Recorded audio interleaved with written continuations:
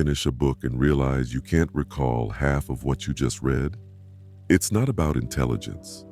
It's about using the right techniques. The root method is here to help you remember and connect deeply with what you read, combining proven strategies from philosophers, psychologists, and memory experts. By the end of this video, you'll have actionable steps to make every book you pick up unforgettable. Part 1. Rooting your intentions. Francis Bacon's approach. Francis Bacon, often called the father of empiricism, offered a profound insight into reading. It's not about how much you read, but how you read. He believed in reading to weigh and consider, encouraging an intentional approach rather than mindlessly absorbing words. To Bacon, books weren't just for entertainment or information overload. They were tools for understanding, reflection, and action. This mindset shifts reading from a passive activity to an active process of engagement, anchoring the information in your mind more effectively. Think about it. When you pick up a book without a clear purpose, your mind wanders. You might enjoy the process, but struggle to retain the key ideas. Bacon's philosophy teaches that the first step to remembering what you read is knowing why you're reading in the first place. When you have a purpose, whether to solve a problem, gain a specific skill, or deepen your understanding of a topic, you naturally engage with the material on a deeper level. This intentionality acts as the root that grounds your focus and memory. Before starting your next book or article, take a moment to define your purpose. Ask yourself, what do I want to learn or apply from this? Write this purpose down if needed and keep it in mind as you read. For example, if you're reading a book on productivity, your goal might be to find 3 actionable techniques to streamline your workflow. By framing your reading with a clear intention, you'll approach the material with focus, weighing and considering the ideas that matter most to you. This simple practice transforms your reading experience. Instead of skimming through pages and forgetting them later, you'll find yourself engaging more deeply, anchoring the key points in your memory. Part 2. Associative memory. Aristotle's technique. Aristotle, one of history's greatest thinkers, believed that memory works best through association. In his theory of associative memory, he explained that we remember new information more effectively when we link it to something we already know. This process creates mental hooks that allow ideas to stick in our minds more easily, forming a web of interconnected knowledge. Aristotle's insights laid the foundation for many modern memory techniques, like mind mapping and using analogies, which are designed to create these meaningful connections. Think of your mind like a library. If new information is stored randomly, it's harder to find later. But when you associate it with a familiar shelf or category, it becomes much easier to retrieve. For example, when learning about a new concept in science, connecting it to something you've experienced, like comparing the flow of electricity to water in a pipe, makes it both relatable and memorable. Aristotle's approach turns abstract ideas into tangible ones, embedding them into the framework of what you already understand. Modern tools like mind maps take this concept further, visually organizing information by linking new ideas to central themes. As you read, practice linking new ideas to what you already know. For instance, if you're learning about leadership, compare it to a relatable example. Use analogies to simplify complex ideas or draw a quick mind map to visually connect key points. Another effective method is to ask yourself questions like, what does this remind me of? Where have I seen something similar? This not only reinforces the new information, but also helps you see patterns between seemingly unrelated topics.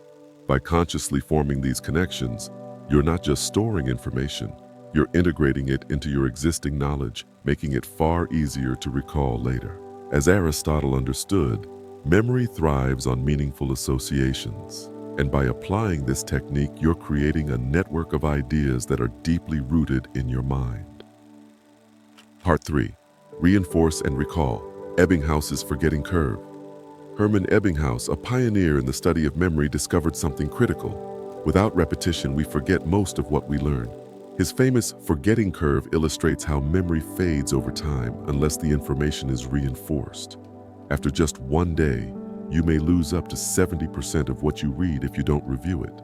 However, Ebbinghaus found that with deliberate repetition, especially at spaced intervals, memory retention improves significantly, allowing information to stick for the long term. The forgetting curve isn't a failure of the brain, it's just how we're wired. Without use, the brain prioritizes other information and lets the rest slip away. Ebbinghaus's research revealed that revisiting material at specific intervals strengthens neural connections, making them harder to break. This technique, known as spaced repetition, is one of the most effective ways to combat forgetting and ensure the ideas you learn stay accessible. To put Ebbinghaus's findings into practice, create a simple system for revisiting what you read. Start with these intervals. Day 1. Review your notes or highlights from the reading immediately after finishing. Day 2. Revisit the key points and summarize them in your own words. Week 1. Go back to your notes and test your recall without looking, filling in gaps if necessary. Month 1. Review again to reinforce long-term retention. Use tools like a journal, flashcards, or digital apps such as Anki or Notion to track your progress. At the 1 week and 1 month marks, reread those notes and see how much you've retained, reinforcing what you've learned. By incorporating spaced repetition into your reading routine, you're no longer passively consuming information. You're actively locking it into your long-term memory. Ebbinghaus's research proves that even a little effort to revisit what you've read can dramatically improve how much you remember. With consistent practice, the forgetting curve becomes less of a barrier and more of a manageable challenge in your quest to retain knowledge. Part 4. Visualizing ideas. Carl Jung's active imagination. Jung believed that by turning abstract thoughts into mental pictures, we could form a stronger, more personal connection with them. This technique bridges the gap between simply understanding something and embedding it into your memory. The brain naturally remembers vivid, emotional images better than dry facts. Think of how you can easily recall a powerful scene from a movie, but struggle to remember a paragraph you read last week. Jung's method leverages this innate ability by transforming what you read into something your mind can see. When you visualize concepts, you engage multiple parts of your brain, making the information more meaningful and therefore more memorable. For example, if you're reading about the flow of electricity, imagine it as water rushing through pipes with sparks lighting up each turn. If you're reading a historical account, picture the scene vividly, the setting, the faces of the people, the emotions in the air. This exercise brings the material to life, embedding it deeper into your mind. After finishing a chapter or a section of your reading, pause and create a mental movie of the key ideas. Close your eyes and visualize how the concepts connect and play out. Ask yourself, what would this idea look like if it were a scene in a movie? What emotions or actions would be tied to it? How can I represent this visually in my mind? For instance, if you're reading about a philosophical debate, imagine the philosophers as characters in a room, arguing passionately. Picture their gestures, hear their voices, and see the tension in the air. If it's a scientific concept, turn it into a visual process, like gears turning or waves flowing. By engaging your imagination, you're not just reading, you're interacting with the material on a deeper level. This practice transforms dry information into vivid, memorable stories, making it far easier to recall later. As Jung taught, the more deeply you connect with an idea, the more it becomes a part of you. Visualizing what you read ensures it's not just remembered, but understood in a way that feels real and personal. Part 5. Focus and prioritize. William James on attention. William James, the father of modern psychology, once said, "My experience is what I agree to attend to." He emphasized that memory isn't just about what you encounter, it's about what you focus on. Selective attention, the ability to direct your mental energy toward what truly matters, is the key to retaining information. Without focus, even the most interesting material can slip away, overshadowed by distractions or competing thoughts. James believed that attention was a skill, one that could be cultivated through deliberate practice. When reading, the more actively engaged you are, the better your brain processes and stores the information. Passive reading, where your eyes skim the words but your mind drifts, results in little retention. Active reading, on the other hand, turns reading into an intentional act of discovery. To apply James's insights, make reading an active process. Highlight or underline the most important sentences as you read. This helps your mind filter and prioritize what's essential. Ask questions. After finishing a section, ask yourself, what is the main idea here? Why is this important? How does it connect to what I've already read? Engaging with the material in this way deepens your understanding. Summarize as if teaching. Pretend you're explaining the material to someone else. Write or say a summary in your own words. Teaching forces your brain to process the information more deeply, ensuring it sticks. Additionally, eliminate distractions before you begin. Find a quiet space.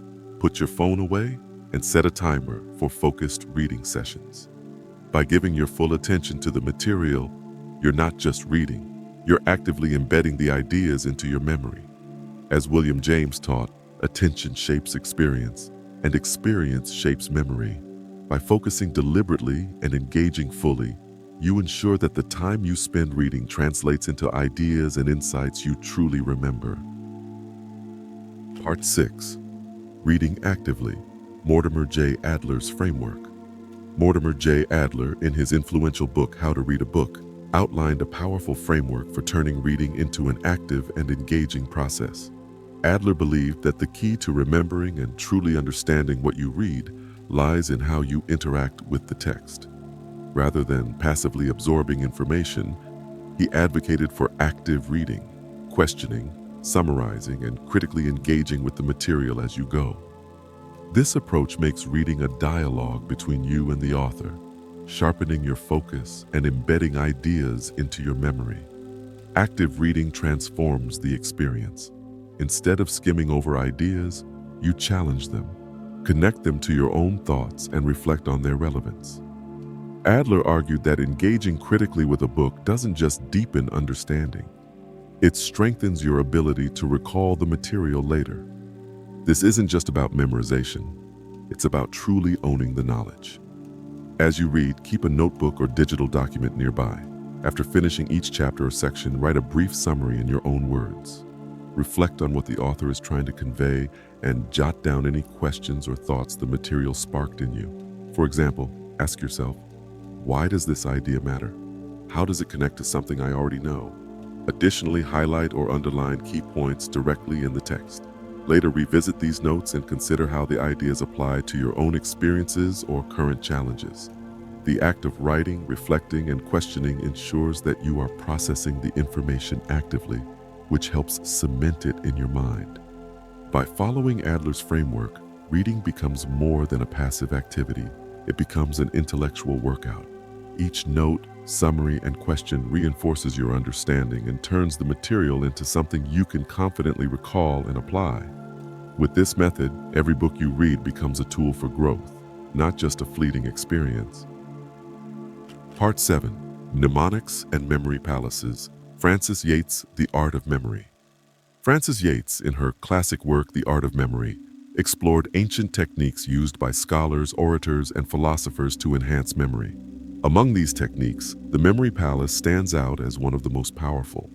It involves creating a vivid mental space, like a house or a familiar location, where you assign key concepts or ideas to specific rooms or objects. By mentally walking through this palace, you can recall information in a structured and highly effective way. The memory palace works by leveraging spatial memory, our brain's natural ability to remember places and their details. This makes it easier to organize and retrieve information. For example, Roman orators used this technique to remember long speeches, associating each point with a room or object in an imagined house. When it was time to speak, they simply walked through their mental palace, retrieving the ideas in order. As you read, build a simple memory palace in your mind. Choose a familiar location, like your home, and assign specific concepts or ideas from the book to different rooms or objects. For example, if you're reading about leadership, you might associate decision-making with your kitchen, where you mentally place an image of a cooking timer to represent timely decisions. Another concept, like vision, could go in your living room, linked to a framed picture on the wall. Once the palace is built, revisit it regularly. Walk through each room in your mind, recalling the key ideas you've placed there. This method not only strengthens your memory, but also makes learning an engaging and creative process. Using a memory palace transforms reading into an active and organized exercise. It turns abstract ideas into vivid spatial experiences, allowing you to recall them with clarity and ease. The root method is your key to unlocking better memory and deeper understanding when you read. It combines timeless techniques from great minds across history, giving you a practical framework to make every book or article unforgettable. Start by setting your intention, as Francis Bacon advised. Know why you're reading. Then, build connections with Aristotle's associative memory to link new ideas to what you already know.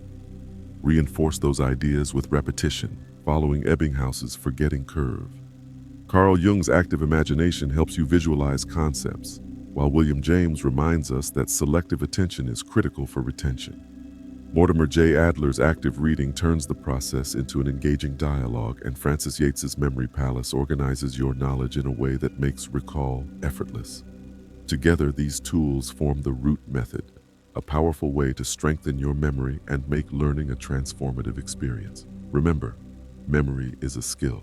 The more you practice these techniques, the stronger and more reliable it becomes. And now, if you want to make your learning more efficient, we opened our shop where you can find some really useful cheap tools that might help out with your productivity. Also, if you enjoyed the video, make sure you watch this next one. Thank you again for watching.